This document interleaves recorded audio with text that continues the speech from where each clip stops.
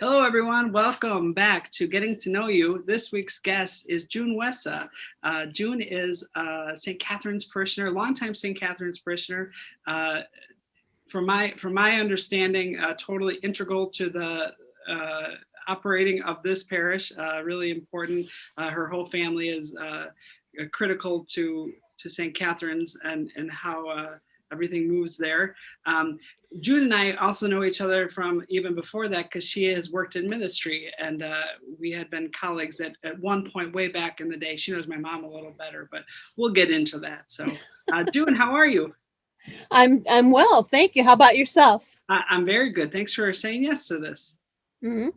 You had, for those of you at home, June had about 12 hours to say yes and start this process because I was going to interview someone else. Actually, you were always on my mind to interview, but I was going to interview someone else who got laryngitis this week. So I said, June, help me.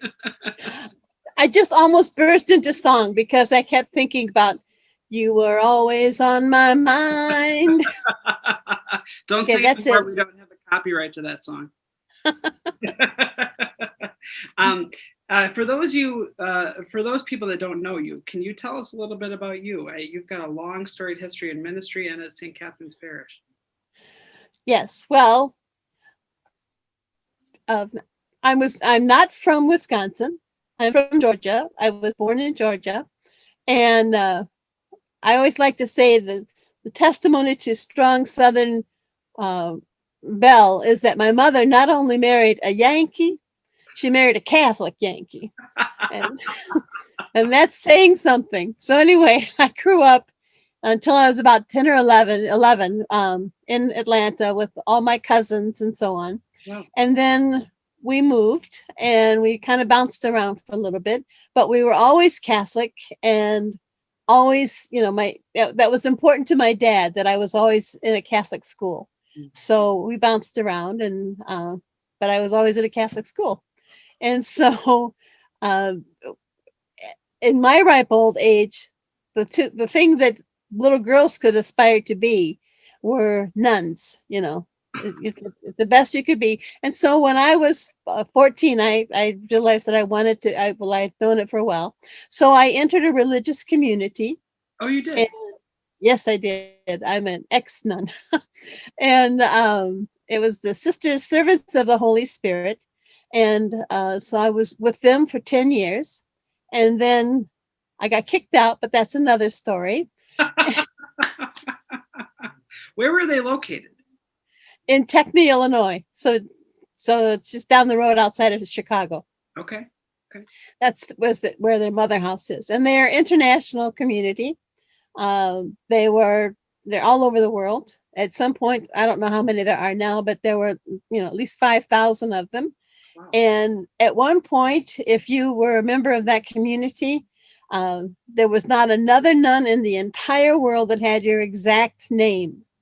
So you had a lot of Sister Mary Teresa, Sister Teresa Mary, Sister Teresa Maria, that kind of thing.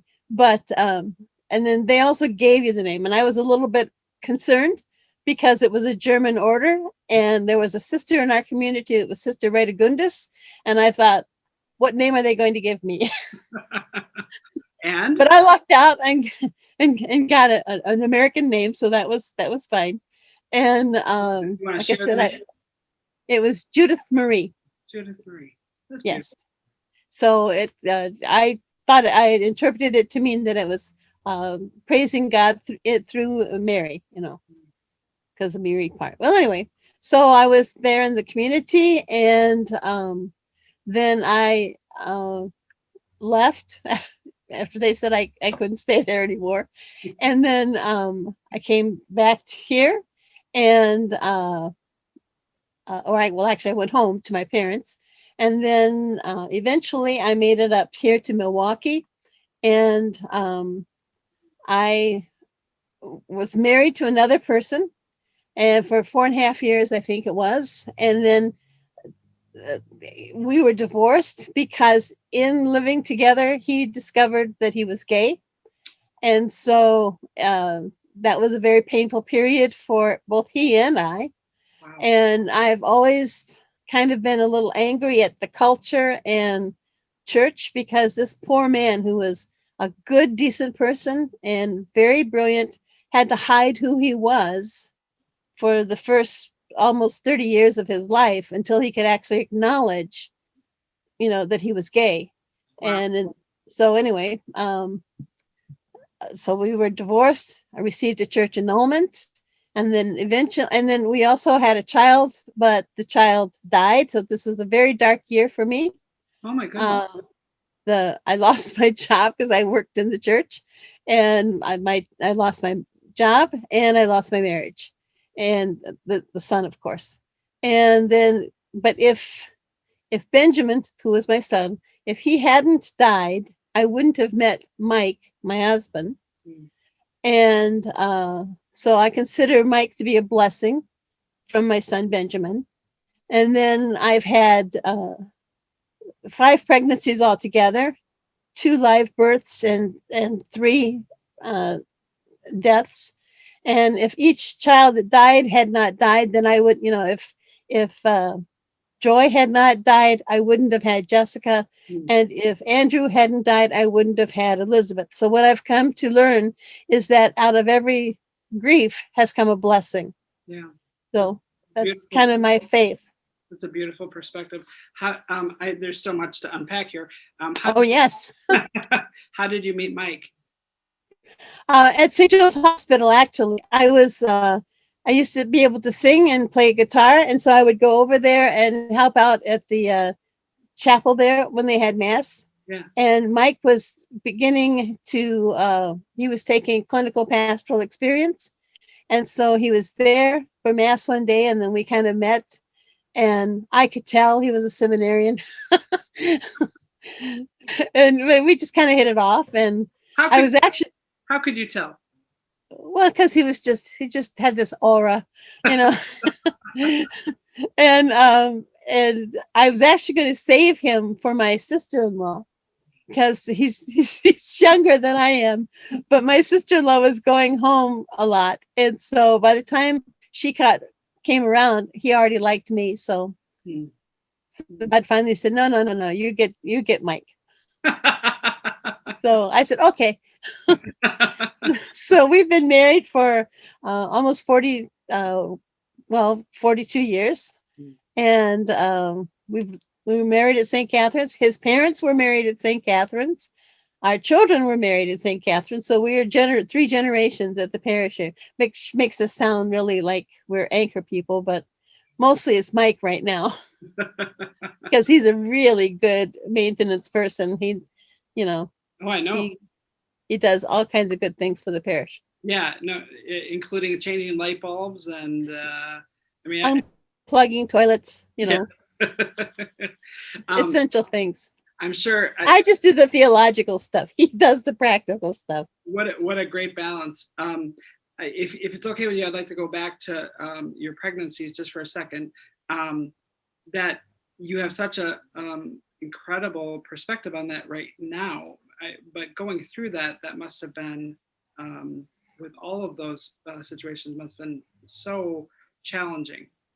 Well, what I had to learn, because the first 2 pregnancies, and the first pregnancy, the baby was full term, and he died in utero 3 weeks before I delivered him. So I had to carry him for 3 weeks until I went into labor. And then the second baby was about 2 months along, and then I had Jessica, and then Andrew was in my second trimester.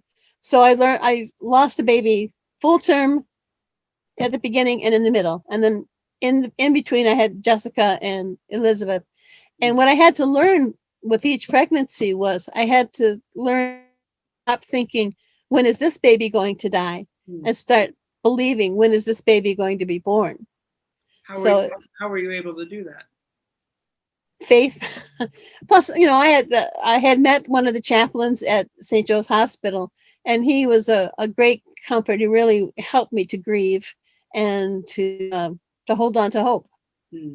And Mike, of course, Mike and I were in it together. Yeah. That's it's just a lot. It's a lot to think about, a lot to process. So, and The book will be out later. what's that? I said the book will be out later. Your girls now, how old are they? In their 40s. Okay, I shouldn't out their age. You should not. that was my. But what the reason I was asking was so that all this kind of took place 40 years ago, and I know how important they are to you. It brings it into even more context after hearing what you're just sharing. Mm-hmm, mm-hmm. Yeah, and I know Jessica. I don't know Elizabeth. Jessica, I know, is really active at St. Catherine's still, right? Mm-hmm. Yeah. And Lizzie would be, but right now they're not involved in church because of COVID. Yeah. And they're much, like all five, we have 5 grandchildren, and we are blessed that all 5 of the grandchildren live within walking distance. Lizzie's 2 children, we can see them, but we don't touch them. Mm-hmm. Although that time is changing, I'm sure, because of COVID shots and so on. And then Jessica's kids are all over us, so. Yeah, my family's all over the place too. It's just tricky, and we're getting there. We're getting through it, and we're getting closer and closer. More and more people are getting shots, and as we're doing this interview, it's 63 degrees outside. Spring is coming, and it's echoing the mood of what's happening. Hopefully with the pandemic too. Okay, so you talked about faith, so let's just move into that question. It's clear, anyone that ever talks to you, it's very clear that faith is important to you, but can you articulate your faith a little bit to us? Well, I just, as I said, the community that I belonged to was called Servants of the Holy Spirit. That was the shortish name for them. And I always felt that I was called into that community for formation, and then out of that community for service. And as my girls will tell you, they're glad that I was called out of the community, because otherwise they wouldn't be here. Right. And the world needs these 2 young women and their children and so on. But I just have always felt God in my life, and that there's, I have a friend, an Orthodox Jewish friend, a long time ago said to me, maybe I wasn't paying attention. And I've thought sometimes, no, I think I was paying attention, but I also thought that maybe he's right. That because some of the things that have happened, it's almost like, oh, and yes, this happened. And I was like, oh, maybe I wasn't paying attention so much. But I've always felt that God is in this journey with me, and that, in fact, we were writing this reflections for the stations. And one of the reflections that I thought about was, as Jesus was agonizing, and we have our own agonies now, our agonies are not like his, because he went through his alone, and we always have God with us. So, of course, he had the Father with him too, but, Yeah, but I think there was a sense of being alone. Abandonment. Yeah, absolutely. So your faith has taken so many different forms. It has, but it stayed, the core of it has stayed consistent, but it's been expressed in different ways, right? So how did you get into after you left the order and got married and were a mother, then you went into lay ministry? Can you talk a little bit about that? Well, it actually, I think for most of my adult life, I've always either been employed by the church or volunteered in some capacity for church ministry. Yeah. And I happen to be very fortunate and very blessed that Rembert Weekland was our archbishop, and he was a visionary enough to open the seminary to lay men and women who wanted to study for professional degrees. So I was able to study at the seminary and earn my master's there. And I just thought that was such a wise thing for him to do, because you needed competent, qualified people. So that's where I earned my master's degree. And actually, it was a parishioner. I won't name her name. It was a parishioner who's kind of between both St. Seb's and St. Catherine's, who said to me one day, "You would be good at this." Mm. And I thought, she's right. I would be. And so that's how I kind of got into it more professionally.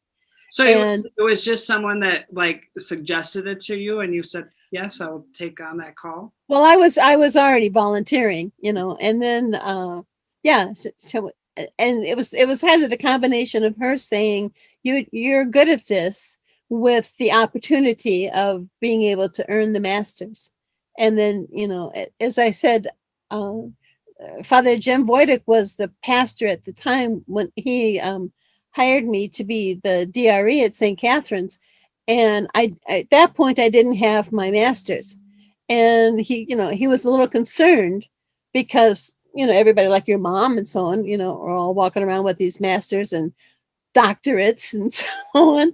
And I thought, no, I'll be okay. But this going to the seminary and studying and earning my master's gave me a sense of competency, that I not only had the gifts and talents to be who I am, but I also had some knowledge to back it up.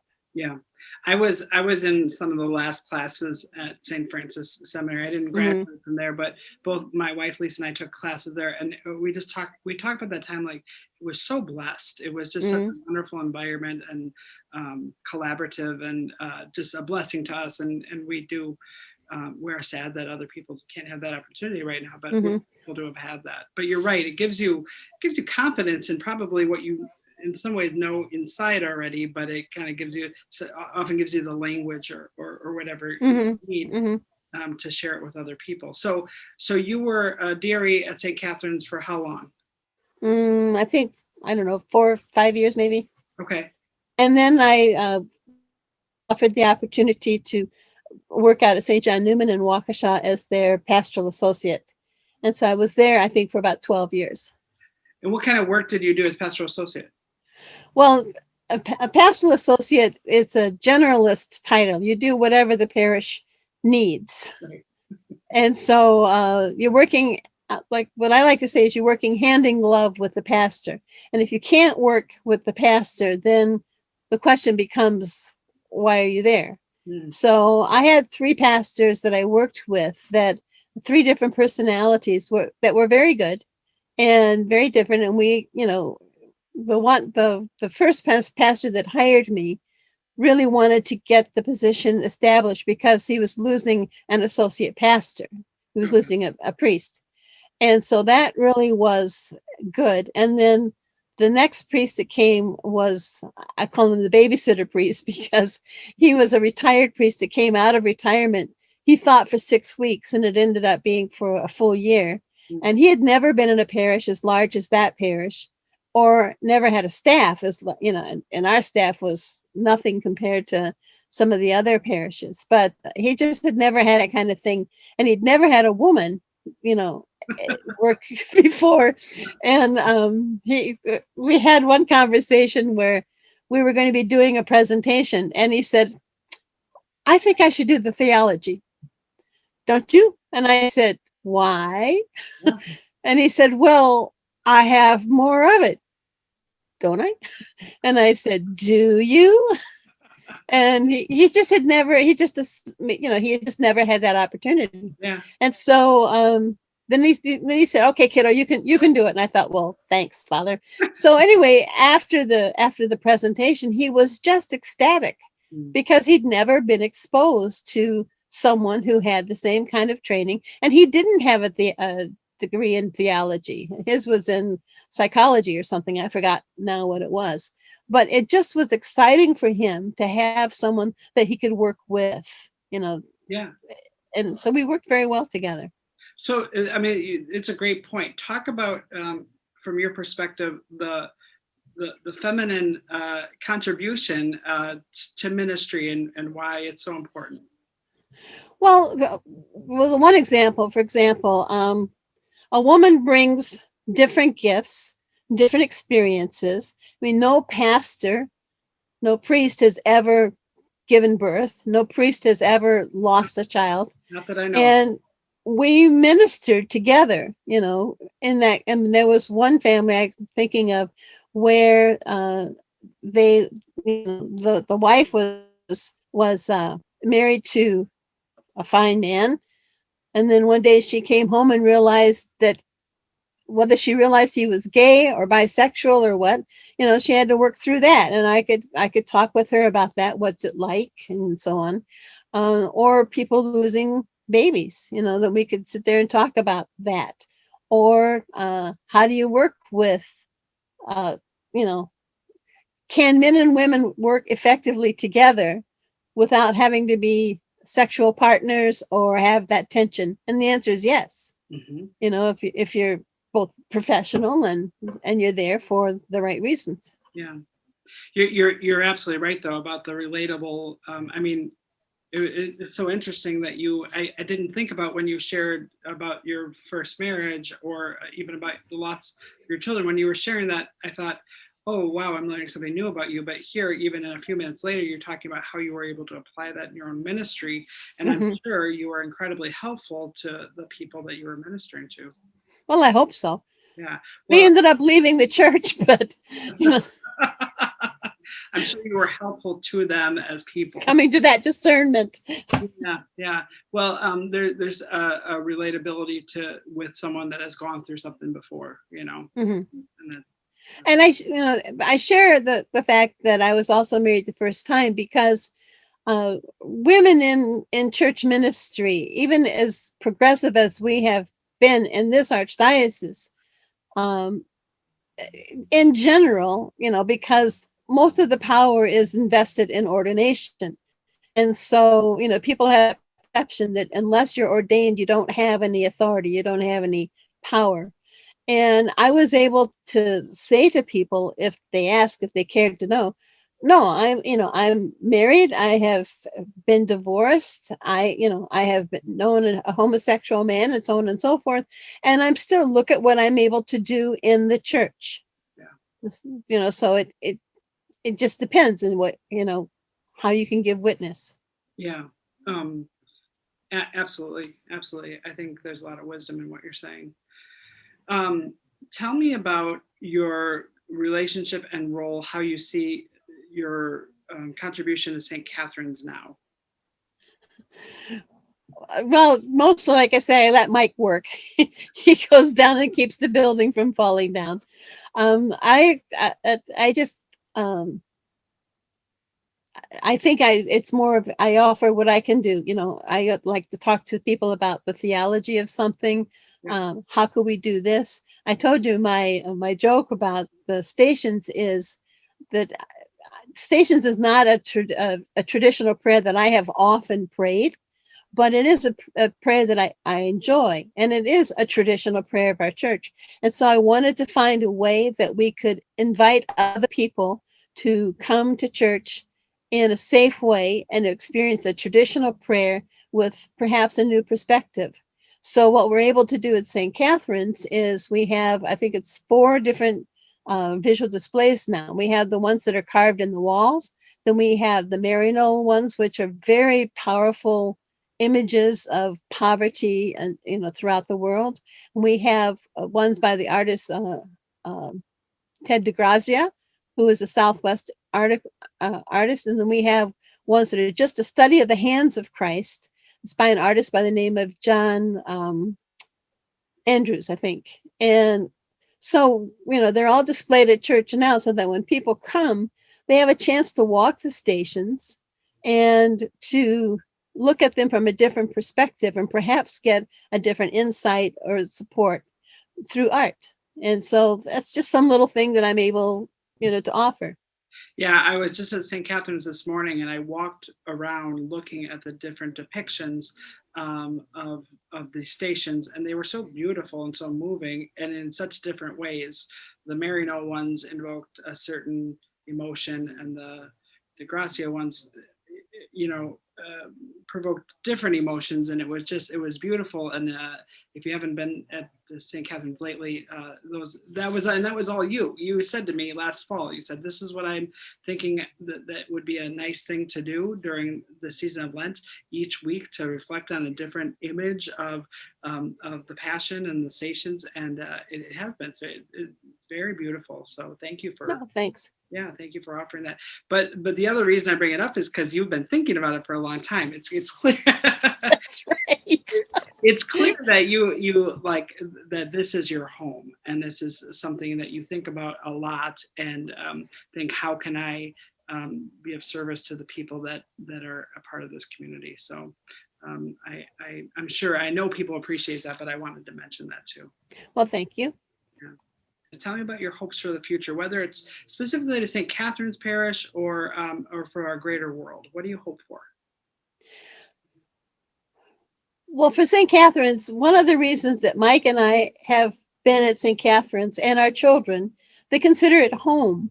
It's a smaller community if you compare it to St. Seb's. Yeah. It's a smaller community. It's less financially secure than St. Seb's, and it's a central city parish. It's not the poorest parish, but it is mostly people on fixed income. But there is a faith there. There is a sense of community and belonging, and it nurtures our spirits. It gives us a sense that this is where we belong. The church is not the building. Church is the people. Yeah. And, so when we were without church for a while, I actually wrote the Archbishop, and I said, it's a very brave thing that you've done, shutting down Mass in a town that has so many churches and so many Masses and has never had to experience that. I grew up in the South where you had to know where the Catholic Church was. And I had forgotten that when Mike and I went down whenever it was, summer, to visit.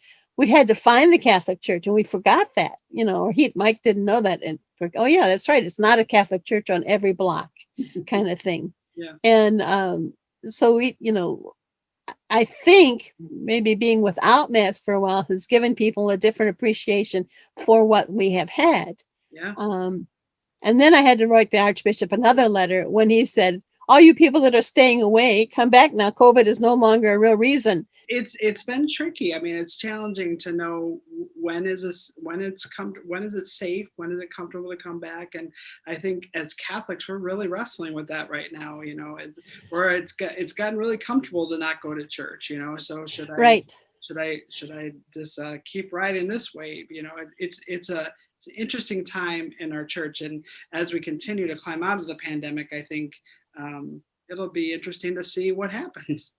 Well, it is interesting because, we go to church on Sundays, and of course it's a much smaller congregation, and we're all, 6 feet apart and so on. And if you know anything about St. Catherine's at all, one of the things that I think sometimes drove some people from St. Sebastian's a little nuts is that we took too long to do the sign of peace, because we gave everybody a hug. And there was something else. Communion. Everybody, it took much longer times than they do at St. Seb's.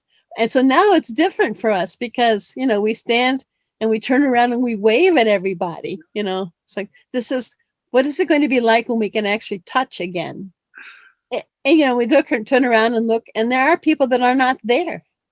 I was talking to someone a while ago. I sent her an email. This is a few months ago now. I sent her an email about the prayers of the faithful that I had written some, and I said, I think you're going to like these. And then I realized she hadn't been coming to church. Oh. So, it's too bad. Yeah, it does. It feels like we're not at full force. Right. Yeah. I do miss the sign of peace too. Now the trick is, can you make eye contact with everyone that you can see? Exactly. Yeah, yes, I'm seeing you. Yes, exactly. It's a weird time in our church, but if I may, you talked about the challenges you've had in your life, and this is definitely just one more challenge in the life of the church. hopefully we don't just try to gloss over this, but we kind of take it in and think about it and learn from it, and hopefully be able to help somebody else with this experience at some point in time. Well, my doctor that I was just getting to know as an internist, I found out really quickly that he was Catholic because he said, was with him, and I said something about going to church. He said, "Yeah, isn't it weird we're not going to mass?" And so I thought, he's Catholic, and and he's from a suburban parish, Mhm. and I think they're back to full force now, or pretty much full force, his parish, because I talked to him just the other day and he said, yeah, he was really pleased with the safety guards that they have in place. So it is a whole new way of being church. Yeah, absolutely. So just to reiterate, your hope for Catherine's was, well, that we still are, we are called to be who we are, where we are at St. Catherine's. Yeah. And we are a social justice parish. We are called to be present. Yeah. And It's hard when you can't gather. yes, but there is, there are still, like I said, we're waving like this all the time at people in church, and there is that connection, and we will continue to be faithful and hope that we can keep the doors open so that when people like Jessica and Lizzie feel comfortable bringing their children back. And the reason that Jessica will give is that they don't come is because she's never been able to contain her children to one pew. It's challenging. And that's true. Because we tend to sit towards the front and they tend to sit towards the back. And so her kids would run up to see grandma and grandpa and so on. And we miss them. There are a couple of families now that are bringing small children, but it's not the same. When you don't have all those little kids, running around and so on, it's kind of different. Yeah, it is. It's definitely weird. But like I said, I hope we're turning the corner here and can continue to be present in the community for sure. So. Mm-hmm. Well, June, thank you so much for talking today. I really appreciate it. And I appreciate you sharing your wisdom and being really vulnerable in the conversation too. I think that's an amazing witness to people. So thank you. You're welcome. Yeah, seriously, I appreciate it. Well, blessings to you and have a good rest of your day. You too. Thanks, John. Okay, thank you. Say hi to your mom. I will. Thanks. Okay.